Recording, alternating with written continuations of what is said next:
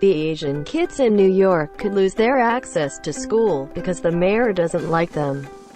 It is reported last Monday that Mayor Bill de Blasio is proposing to cancel the specialized high school admissions test. The specialized high schools of New York City are 9 selective public high schools. According to Heckler Act, SHSAT is the only method that these schools may use to determine admission. New York's original intent was to expand the population of Black and Hispanic students.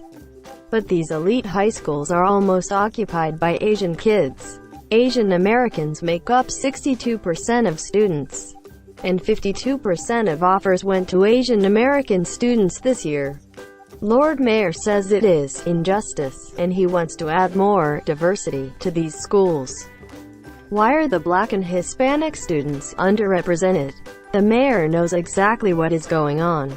During an interview with New York Times last May, he said that schools are segregated because neighborhoods are segregated.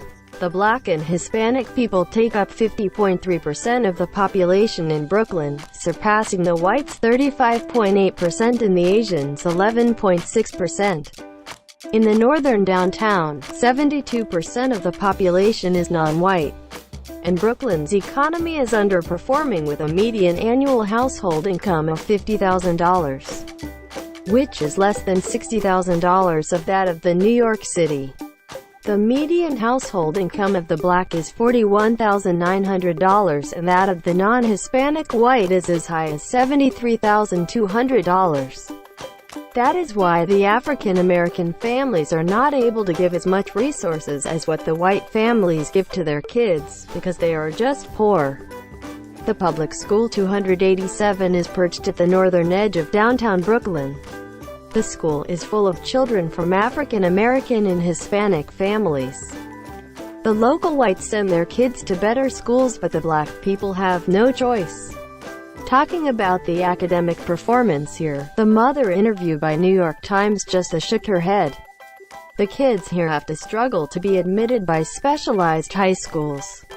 Anyone with a rightful mind will conclude the public schools need more funds to perform better.